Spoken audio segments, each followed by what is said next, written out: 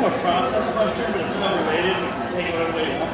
I just wondered, like, where did Breezy's come from, and how was it decided to include them and relate them to a movie and then a toy? How's that? It's actually, Sally and I both probably talked to this in different ways. It's usually a combination of two things. Usually, it can happen one of two ways. We either have design come to us and say we have the coolest product ideas, cute little pieces they can add and things that kind of like glitter movies we love. And then we say, oh, we love them, look at the movie. Or we come up with something in the movie, we say, we got this great product, idea in the movie, we have these breezies, they fly around Breezy Blossom, and then we go get a toy. So it's usually a combination of both. A lot of times when it's driven by design, it is definitely them coming to us with an idea, and then us figuring out how we can make a story around it. So, depending on what is the breezies, I think, to speak to that one specifically, was a design-inspired inclusion thing. So they came to us with breezies and we put them in the story. I have a question referring to back in the 80s we had what we call Nirvana ponies from all these different countries like Greece, way El Greco, and El Prima in South Africa. What was the process? You just sold the molds to other toy companies and they got free reign? And also my other part of that question is, do you know? I don't know the answer to that one because probably when I was, I'd say 7 years old, to be honest with you. So I'm not 100% sure on how they got distribution.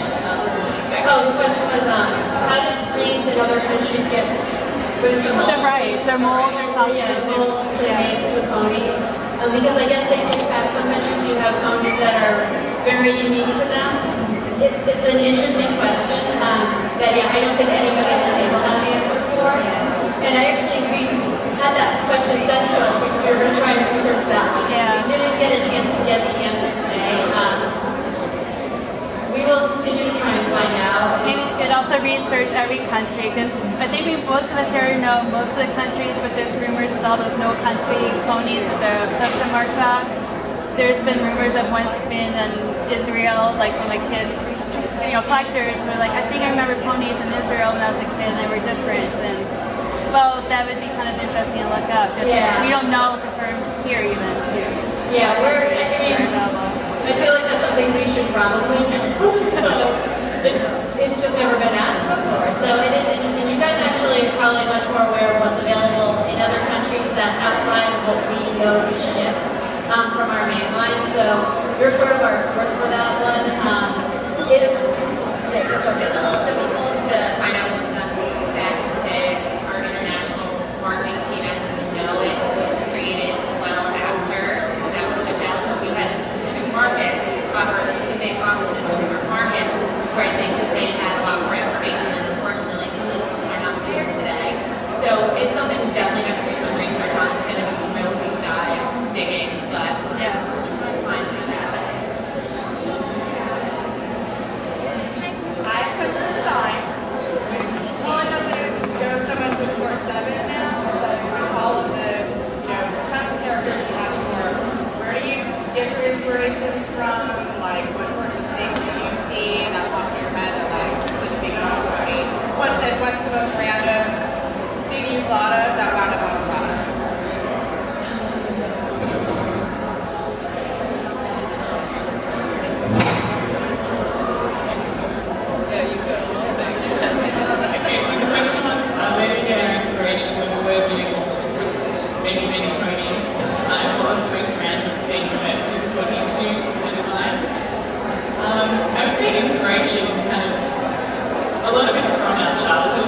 When we play with ponies and toys, we had remembering what frustrations you had as a kid. It's almost like you get to come back 25 years later and redo everything you hated about when you were a kid. This I'm going to make it much better now. A lot of the inspiration, I would say a lot of it is, looking back on your fond memories, watching kids play, and just things that you know, like looking at my can, but a lot of it is the sapper and sweet candy and flowers and music and dancing, but I think a lot of that is core to, it's just fun, the play patterns that they love, and hair and dressing up, and I think the innocence and the purity of that is what we try and capture. In terms of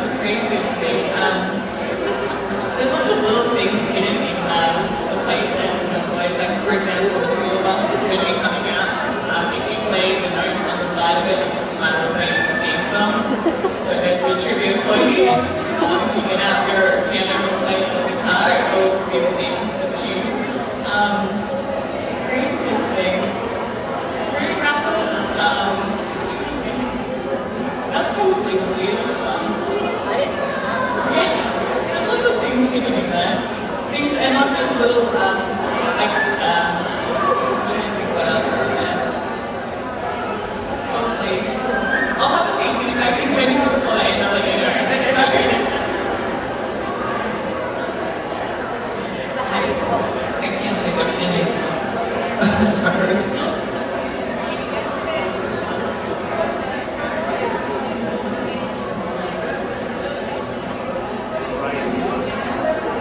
No, I believe there was an entire set, 6, and my friend who's the marketing director is upset because she didn't get any. Her assistant, I think, was 2. I don't know where she is, but you know, I don't think she's connected with the toy industry anymore. Maybe she sold hers on eBay or something, for all I know.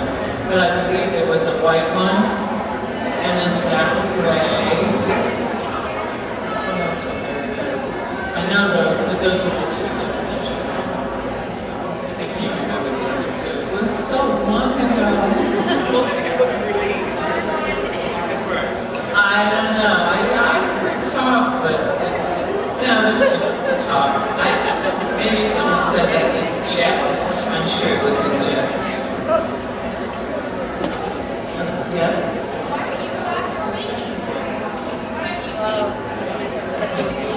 I don't know fakies. Oh, I know fakies. Especially when we go after fakies. We have tried, sadly. We would have to find a fakie that is exactly like one of our ponies, so I'm any, let's know. But there's always something that's just a little bit unique enough about it that there's not really anything we can do. So we take it as a form of flattery and try and teach the young ones that that is not the right pony. So it is kind of sad. Sometimes we do have some kids come into research and we say bring your favorite pony and they have a fakie. And it's a little heartbreaking that, On the upside, I think they are like the players. Right, yes.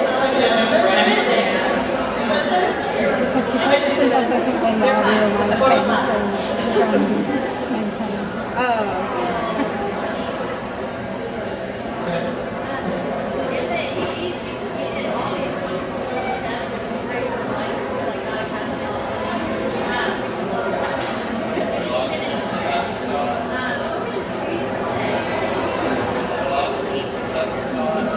Sadly, I really was only involved in the very first generation.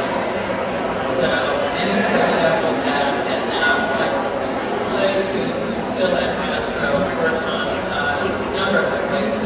She did this stable and Pony Parlor, remember that? One of our adult designers as well, Suzanne Radke, she did a lot of all the babies, the little playpens and the boxes, and without that, the little bottles and the baby sets. She also worked with Liz on the sea ponies. So people are listed there involved in it, but as we're trying to do different things for the forecast, those